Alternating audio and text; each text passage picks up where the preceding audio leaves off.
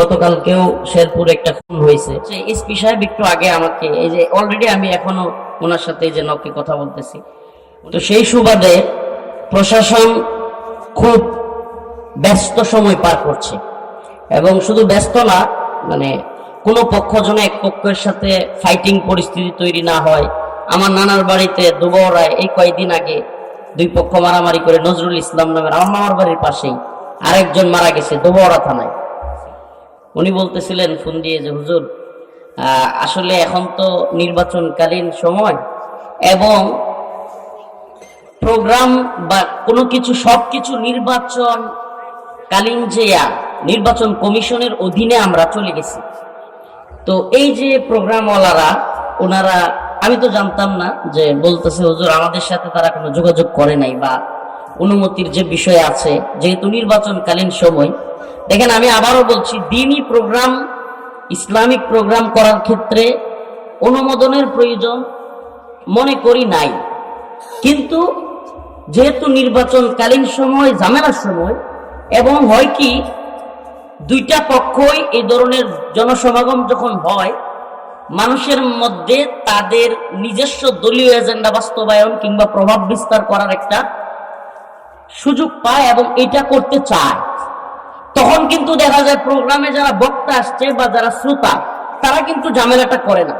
কিন্তু স্থানীয় রাজনৈতিক ব্যস্ততা কিংবা রাজনৈতিক ভিন্ন মত পার্থক্যের কারণে একটা ঝামেলা তৈরি হয়ে যায়। দিন শেষে ঝামেলাটা যেই কারণেই হোক, বদনামটা কিন্তু হয় আয়োজক কমিটির কিংবা এলাকাবাসীর কিংবা আমরা যারা আলোচনা আসি তাদের। আমার কথাটা কি বুঝতে পারছেন? এই জন্য এসপি সাহেব আমাকে ফোন দিয়ে রিকোয়েস্ট করতেছেন যে হুজুর, যদি পারেন একটু আয়োজক কমিটিকে বলে একটু স্বল্প সময়ের মধ্যে যদি শেষ করে দিতেন, তাইলে এটা আমাদের জন্য সুন্দর হইতো। আমরা আপনাদের প্রোগ্রামটা নিষেধ করে দিব, এটা কখনোই করতে পারি না, কারণ এটাতে আপনাদেরও বদনাম হবে। উনি যেভাবে বলছেন আমি কোট করে বলছি যে আপনাদেরও বদনাম হবে, আপনারা মনে করবেন যে আগের মতোই হুজুরদের আবার প্রোগ্রামে করতেছি। আমরা এটা করি না, করতে চাইও না, কিন্তু আমাদের উপরেও অনেকে আছে, নির্বাচন কমিশনের পক্ষ থেকে প্রেসার থাকে। সারা দেশেই যেহেতু নির্বাচনী আবহাওয়া বিরাজ করছে, ঝামেলাও কিন্তু হচ্ছে না এমন না।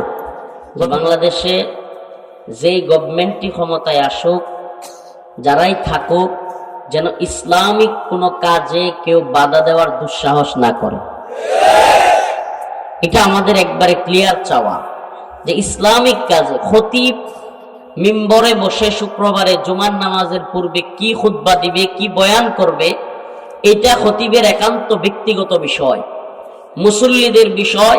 যদি খতিব এবং মুসল্লিরা ভালো মনে করে, তাইলে বাহিরের কারো অধিকার নাই সেই খতিবের জিহ্বা কিংবা ঠোঁট চেপে ধরা।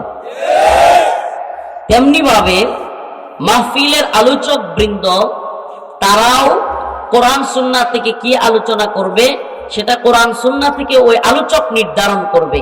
ইউটিউব, ফেসবুক এবং মিডিয়ার যুগ, এখানে সবাই জানে পরিচিত আলোচকরা কে কোন ধাঁচে আলোচনা করে।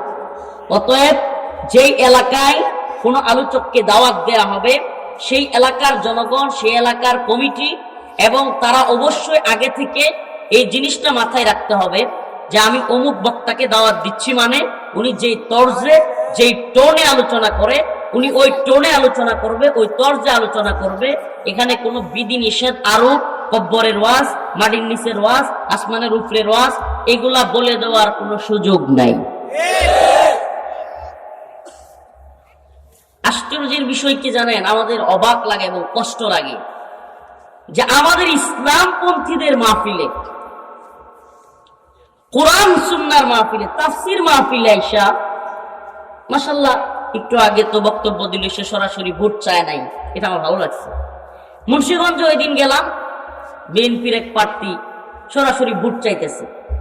আমি ডিরেক্ট, এই যে মিডিয়ার লোকেরা ওখানেও ছিল, এরা জানে, আমি ডিরেক্ট ওনাকে থামাই দিলাম যে ভাই এটা করিয়েন না, আপনি দোয়া চান, সমর্থন চান, মানুষ যদি দোয়া করে সমর্থন করে এমনি দিয়ে দেবে। গাইবান্ধায় গেলাম, পলাশবাড়ি জামাতে ইসলামের, ওই অঞ্চলে জামাতে ইসলামের প্রার্থীরা খুব শক্ত।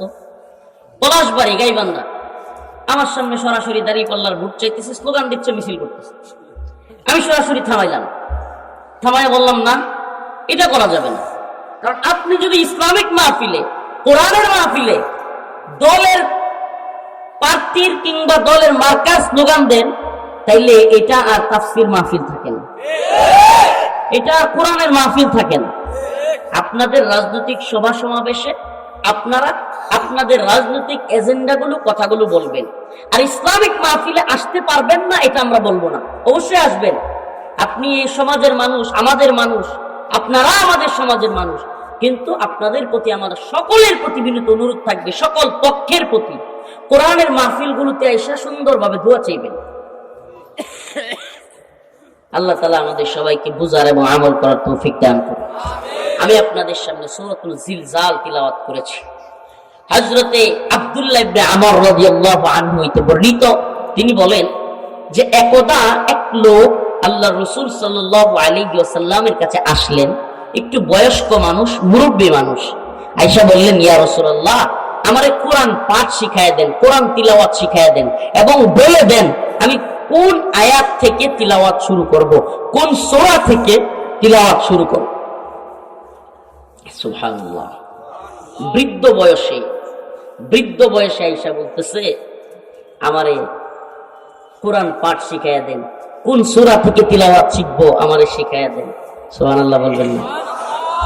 অথচ আমাদের অনেক বৃদ্ধ বাবাজিরা তাবলিগে, মাঝে মাঝে আমি তাবলিগে যাই, তো তাবলিগে গেলে দেখি হুজুর সূরা ফাতিহা পড়তে পারে না, মনে হয় যে দাঁত ভেঙে যাবে।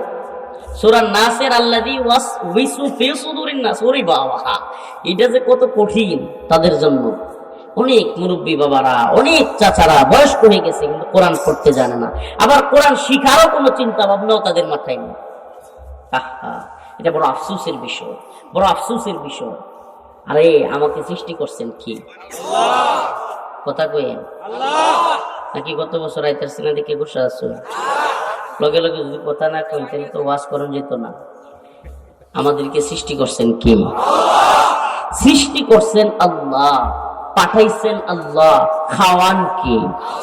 রিজিক যে আছে মালিক কে? ইন্নাল্লাহা হুয়ার রাজ্জাক যুল কুওয়াতিল মাতিন,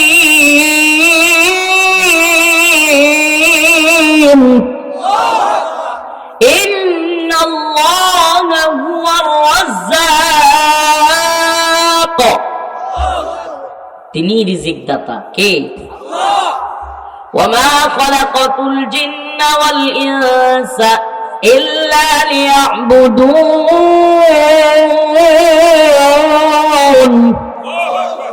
আল্লাহ বলেন, আমি মানুষ এবং জিন জাতিকে সৃষ্টি করতাম না।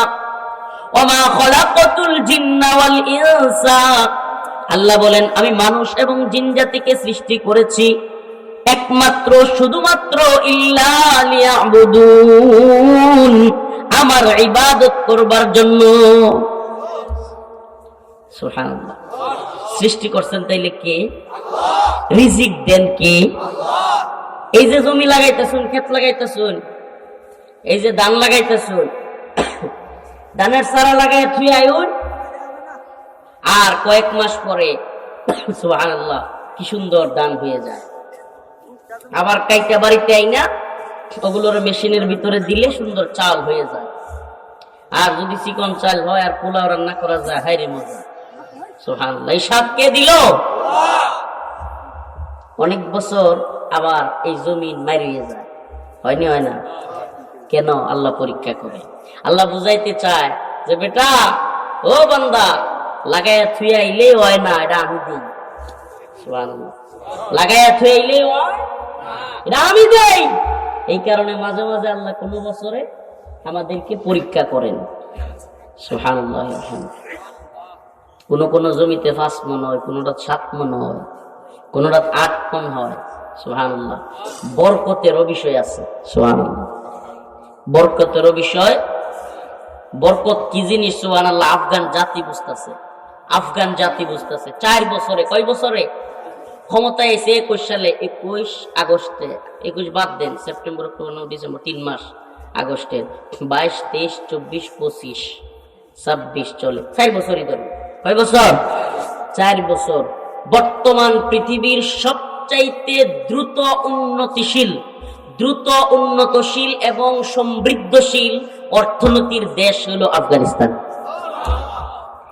বর্তমান পৃথিবীতে, এটা আমার কোনো জরিপ না, ওয়ার্ল্ড ব্যাংক কিংবা বিশ্ব স্বাস্থ্য সংস্থা কিংবা বিশ্ব ব্যাংক যেগুলো আছে এগুলোর জরিপ হলো পুরা পৃথিবীতে সবচাইতে বেশি পাওয়ারফুল মুদ্রা হলো আফগানি মুদ্রা। পাওয়ারফুল মুদ্রা কেমনে? যেই মুদ্রা যত বেশি স্থিতিশীল, যেই মুদ্রা যত বেশি স্থিতিশীল সেই মুদ্রা তত বেশি পাওয়ারফুল। আচ্ছা, আমি একটা কথা কইতাম, আছে উদাহরণ দেব জানি লিখে। মনে করেন এই যে একটা 1000 টাকার নোট, কত এটা? মেলা আগের পুরান নোটটা, লাল নোট, কত টাকায় নেয়?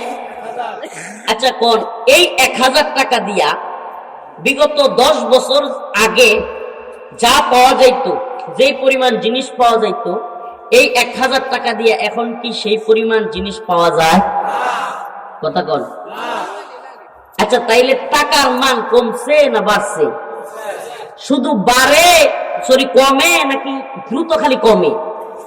এটার কারণ কি আপনি কি কল্পনা করতে পারেন? আমরা তথাকথিত স্বাধীনতা পাইছি, অনেকে কষ্ট নিবে শুনলে, তথাকথিত স্বাধীনতা পাইছি 71 সালে। কত সালে? 71। 71 থেকে 2026 কত বছর? 56 বা 57 বছর। এই 57 বছরে আমাদের 1000 টাকা দিয়া যা পাওয়া যাবে পণ্য, বাংলাদেশে আফগানিস্তানে 500 টাকা দিয়েও তার চেয়ে বেশি পাওয়া যায়। তাদের স্বাধীনতার বয়স 4 বছর। তাদের স্বাধীনতার বয়স কয় বছর? সুবহানাল্লাহি ওয়া বিহামদিহি। অথচ এই যে আমাদেরকে গিলানো হলো ডিজিটাল বাংলাদেশ, স্মার্ট বাংলাদেশ, 71-এর চেতনা, মুজিবের চেতনা, অমুক চেতনা, তমুক চেতনা, এই যে এত চেতনা ট্যাবলেট বিক্রি হলো, 56-57 বছরেও আমরা এই পরিমাণ অর্থনৈতিক সমৃদ্ধি হাসিল করতে পারি নাই, যেটা আফগান জাতি 4 বছরে পারছে। এবার বলেন